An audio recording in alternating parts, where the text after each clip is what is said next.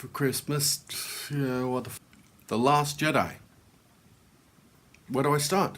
It's Aid Edmondson. That's a tiny spoiler, but it's not a big spoiler because he appears within the first minute of the film, so it's not huge. But Adrian Edmondson, and he's, yeah, you heard me correct. He's the new Ken Colley, you could say, and I can dig it. So yeah, this is a strange one.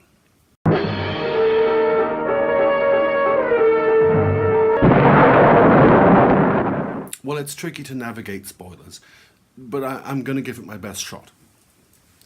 Okay, so what do we know already?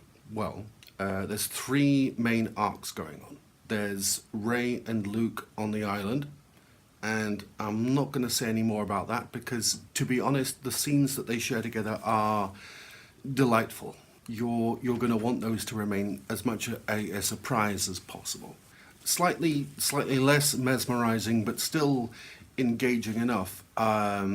We have a plot involving General Leia, Poe Dameron, that's the one, and Laura Dern's Admiral Holdo, as they fight a running battle with the First Order in which it doesn't look like things are going well for them, and it's not at all reminiscent of The Empire Strikes Back. Just kidding. It's good. It is good. It's good. The third strand follows our hero Finn and surplus character Rose Tico as they pull the film over into the hard shoulder of Canto Bight, the casino planet. A place where bad jokes happen and where the production design seems to crash through the roof and fall somewhere in Russell T Davies era Doctor Who. So to clarify, not good. Elsewhere though, high standards prevail. There are many yes moments and even a few that was so good I want to stab myself in the face moments. Star Wars fans, at least, are guaranteed to come away from this with some genuinely indelible memories. None of which I'm going to spoil for you here, but, and not because I'm conscientious about spoilers per se, but because this is the kind of post-Game of Thrones soap-driven product that relies on revelations. That's what you're in it for. And the revelations are good. And they do not patronize you. I don't think. Rian Johnson's dazzling interpretation of the Star Wars universe relinquishes some of the moral clarity of the other Star Wars films. Now, since these are essentially conservative fables, there's an argument to be had about whether or not that's a good thing. But what it does do is allow Johnson to bring some genuinely radical concepts and some real style to a big populist franchise. Disney, Lucasfilm, and Kathleen Kennedy in particular have made big noises about how Rian Johnson is able to break with the formula but still manifest the Star Wars brand.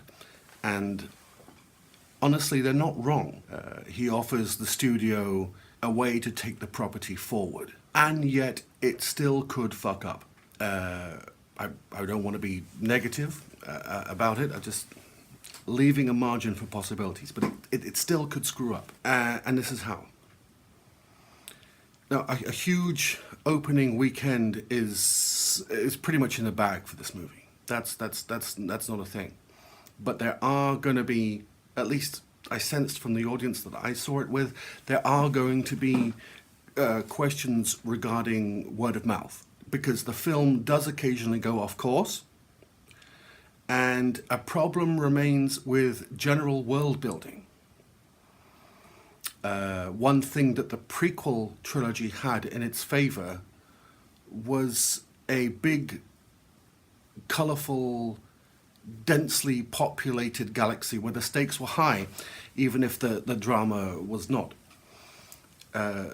The two sequel movies, however, feel strangely cloistered and evoke more a sense of regional skirmish than matters of galactic import. The film is genuinely weird in places, and that might pose a threat to its embraceability. But I hope not, because it's good.